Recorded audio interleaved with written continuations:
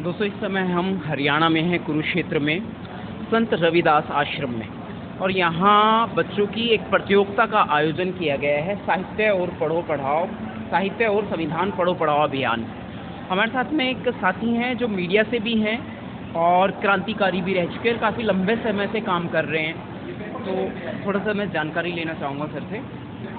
Sir, जैसा secular nation वाली सोच बहुत अच्छी सोच है और भारतीय संविधान भी वही है, और जो हमारी अग्रेसिव सोच है, या हम चाहे मनुवाद के कारण मजबूर हुए एग्रेसिव होने पर या किसी भी कारण, इस पर थोड़ा सा प्रकाश डालें, कुछ बताएं। देखिए, हमारे पास जो बताने का जो कुछ है वो सिर्फ महापुरुषों के विचार हैं जी, और सेकुलर की जो बात है वो हमारे महापुरुषों की ही विचारधारा है। हम जितने भी महापुरुषों को देखते हैं, उन महापुरुषों का जो संघर्ष को देखते हैं, अगर हम बिल्कुल लेटेस्ट देखें तो बाबा साहब को अगर हम देखें, बाबा साहब के जितने बड़े आंदोलन हैं, किसी भी आंदोलन में बाबा साहब कहीं कोई हथियार यूज नहीं करते, और बाबा साहब जो मिशन लेके चलते हैं उसको बहुत बड़े लेवल लेके जाते हैं और उसमें सफलता हासिल करते हैं बिना किसी मिशन के लोगों को कोई नुकसान पहुंचाए हुए। बाबा साहब के मिशन में अगर हम ज़्यादा देखें, सिर्फ महार तालाब जो था वहाँ पे जरूर चोट लगी थी, लेकिन बाबा साहब ने खुद पे खाई थी, लेकिन जो लोग उनके साथ में थे उन लोगों को नुकसान नहीं होने दिया था। बाबा साहब ने कभी भी अपनी विचारधारा, विशेषकर जो महापुरुषों की विचारधारा से कोई समझौता नहीं किया, उस विचारधारा को मजबूती के साथ लेके आए। और आज जो भारत का जो इतना सुंदर संविधान जिसकी पूरी दुनिया में चर्चा होती है, उसके पीछे वही हमारे महापुरुषों की विचारधारा है कि हम बिना किसी का नुकसान पहुंचाए हुए अपनी विचारधारा को ऊपर तक कैसे ले जा सकते हैं। जी जी। बाबा साहेब ने बुद्धिज्म को महत्व दिया सबसे ज़्यादा, सभी धर्मशास्त्र उन्होंने पढ़े और उसके बाद में बुद्धिज्म की फिलॉसफी पर ही उन्होंने संविधान की रचना करी। क्या कहेंगे सर इस विषय में? देखिए, बाबा साहब ने अपने पूरे जीवन का जो निचोड़ देखा, उन्होंने देखा कि हमारे पास शोषण क्यों होते हैं, उसके पीछे कारण क्या है। उनके निकल के आता है कि जातिगत और शिक्षा से दूर करना, ज्ञान से दूर करना, इसी वजह से हम लोग शोषण करते हैं, शोषण का शिकार हो जाते हैं। बाबा साहब ने मौजूदा जितने भी धर्म थे सभी धर्मों को बहुत गहराई से देखा।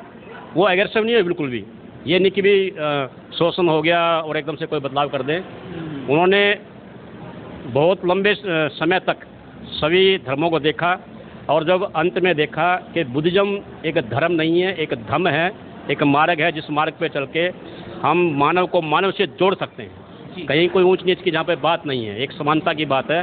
तो इसलिए उन्होंने बुद्धिज्म को अपनाया।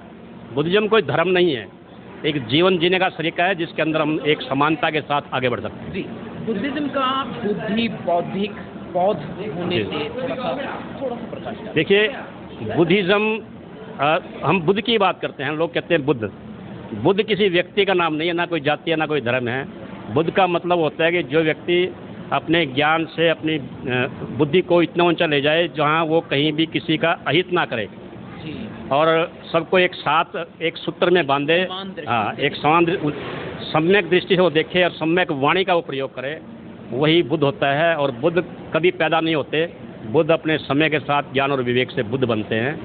तो बुद्ध का मतलब बुद्धि है। और हरियाणा की बात करें, हरियाणा में हम अक्सर हमारे घर में जो बुजुर्ग होता है उस बुजुर्ग को भी हम बूढ़ा कहते हैं, और बूढ़ा शब्द को भी आप बहुत गहराई से लेके जाएंगे, वो भी कहीं ना कहीं ज्ञान से जुड़ा होता है, जो अपने परिवार को एकजुटता के साथ बांधे और पूरे जीवन का संघर्ष और पूरे जीवन का जो निचोड़ होता है उसको लेके परिवार को एक सूत्र में बांधने का काम करता है, उसी को बूढ़ा कहा जाता है। बूढ़ा का मतलब ही बुद्धा ही होता है, मैं तो ये मानता हूँ।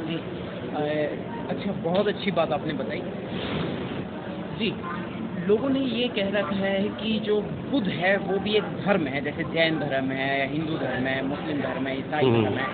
बुद्ध धर्म को भी मतलब इस तरीके से कह रहे हैं कि बुद्ध भी एक धर्म है, हालांकि ये सच्चाई नहीं है, जो आपने भी विस्तार बताया कुछ ही सेकंड पहले।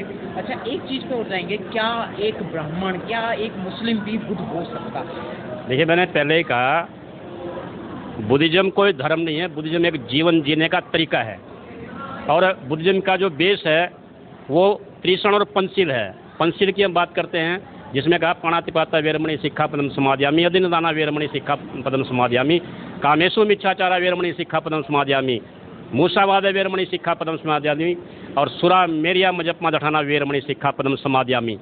जब हम ये शब्द बोलते हैं तो आम व्यक्ति ये समझता है हम कोई मंत्र बोल रहे हैं और उसको कहीं ना कोई अध्यात्म से जोड़ लेते हैं, जबकि ये जो शब्द हैं ये पाली भाषा के शब्द हैं और इसमें कहीं भी ऐसी कोई बात नहीं होती जो किसी व्यक्ति को लागू करने में कोई दिक्कत हो। जैसे हमने कहा पाणातिपाता वीरमणि शिखा पदम समादयामि, इसका अर्थ होता है कि आज मैं ऐसी शिक्षा ग्रहण करता हूँ कि जीवन में कभी प्राणी हिंसा नहीं करूँगा।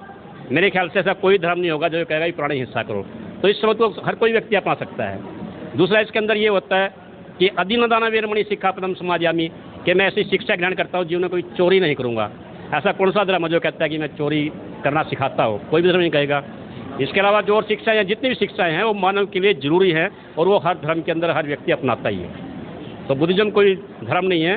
ठीक है, हमारे देश की जो व्यवस्था है उसके अंदर हम धर्म और जाति से जोड़ लेते हैं, जबकि बुद्धिज्म एक जीवन जीने का तरीका है। इसीलिए 56 से अधिक देश ऐसे हैं जो आज बुद्धिज्म को फॉलो करते हैं, यानी वो मानव को मानव से जोड़ने का काम करते हैं, धर्म के पीछे नहीं पड़ते, वो इंसानियत के पीछे रहते हैं।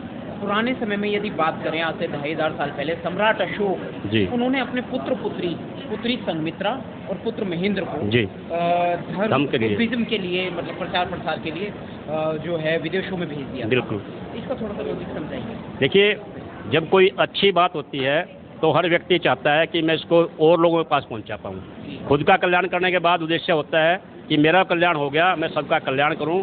और इसी उद्देश्य के लिए सम्राट अशोक ने दूर दूर तक अपने जितने भी अनुयायी थे और थे उनको पहुंचाया। और जब उन्होंने देखा कि हमारे पास का जो देश है उस देश के अंदर मुझे किसकी जिम्मेवारी लगानी चाहिए, तो उन्होंने अपने पुत्र और पुत्री को समर्पित किया धर्म के लिए और पूरा जी उन्होंने कहा कि आप जाइए और मानवता का कार्य किए। तो बेटी संघमित्रा ने और उनके बेटे महेंद्र ने लगातार धर्म को आगे बढ़ाया और आज जो बुद्धिज्म हमारे पास है वो घूम फिर के जो पूरी दुनिया से भारत के पास आ रहा है उसके पीछे वो त्याग और संघर्ष है उन लोगों का, तभी हम लोग आज जिंदा हैं। धर्म और धर्म में, बौद्ध धर्म और धर्म में जी थोड़ा सा देखिए, धर्म जो होता है, धर्म के अंदर जो चीज़ किताबों में धर्म ग्रंथों में लिख दी गई वो मानना पड़ता है। और लेकिन धम्म, बुद्धिज्म का जो धम्म है, बुद्ध खुद कहते हैं कि जो बात मैंने कही वो भी सत्य नहीं हो सकती, समय के साथ वो बदल सकती है, या किसी बड़े व्यक्ति ने कह दी हो, जरूर नहीं कि वो बात सत्य हो, या जो किताबों में लिख दिया गया हो वो बात सत्य हो। कोई भी बात आपके सामने आती है, सबसे पहले आप अपनी बुद्धि विवेक से उसको परखें और जब आपको लगे कि ये बात विज्ञान की कसौटी में खरी उतरती है और मानव के हित में है तो वो बात हमें अपनानी चाहिए। यही बुद्धिज्म है। बहुत बहुत शुक्रिया सर। आपके यूट्यूब चैनल का नाम और बता दीजिए। देखिए, मेरा नाम चंदीराम बौद्ध है और मैं डिस्ट्रिक्ट जींद के नरवाना से हूँ और मेरा जो चैनल है वो JCN न्यूज़ है, JCN news 18, JCN news 18। JCN का मतलब बनता है जनता चुप नहीं, और जनता को चुप रहना नहीं चाहिए, क्योंकि अगर जनता चुप रह गई तो जो सियासत के लोग हैं वो बहुत ज़्यादा बोल लेंगे और जब वो बोल लेंगे तो आपके अधिकारों को छीन लेंगे। अधिकारों को अगर आपने जिंदा रखना है तो बोलना सीखिए, अपनी आवाज़ को बुलंदी कर ले चलिए। हमारे महापुरुष भी ये कहते हैं कि आप बोलना सीखिए, बोलेंगे तो आपकी बुद्धि का विकास भी होगा और आपके अधिकार भी सुरक्षित रहेंगे। जी, प्रतियोगिता के बारे में बताइए। देखिए, जब कोरोना का काल था उस वक्त में मेरा बेटा और मेरी बेटी जो विपस्सना साधिका है नागपुर में ट्रेनिंग करती है, नेहा और बेटा सचिन, दोनों के दोनों जब स्कूल बंद हो गए थे कोरोना के टाइम में, तो हम सब ने मिलकर जब घर में कैद हो गए थे तो सबने एक तरीका अपनाया, क्यों ना कि आसपास की जो कॉलोनी है, जिन बच्चों को स्कूल का जो काम मिलता है वो कर नहीं पाते, क्यों ना हम अपने घर में सबको बुला के और उसको पढ़ाना शुरू करें। तो हमने शुरू किया 10-20 बच्चों से। धीरे धीरे हमारे पास 100 से 150 बच्चे हो गए थे। मेरे पास जगह भी नहीं थी, हमारे पास जो ऊपर मकान के ऊपर जो छत थी उसके ऊपर जगह नहीं थी।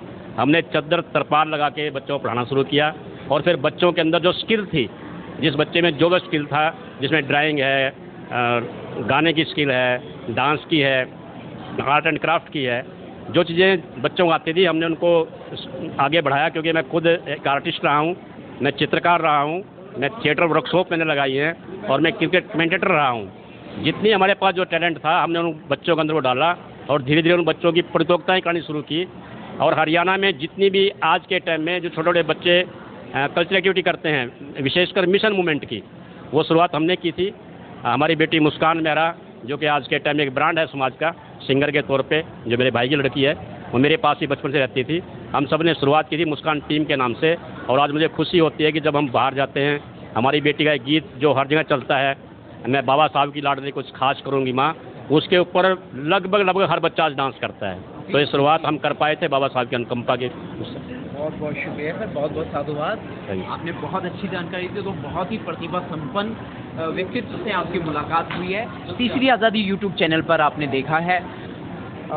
कोशिश कीजिएगा कि वीडियो वायरल हो, और ऐसे प्रतिभा हमारे समाज में बहुत सारी हैं, बिल्कुल मिलते रहेंगे। महापुरुषों की अनुकंपा है। थैंक यू सर, शुक्रिया।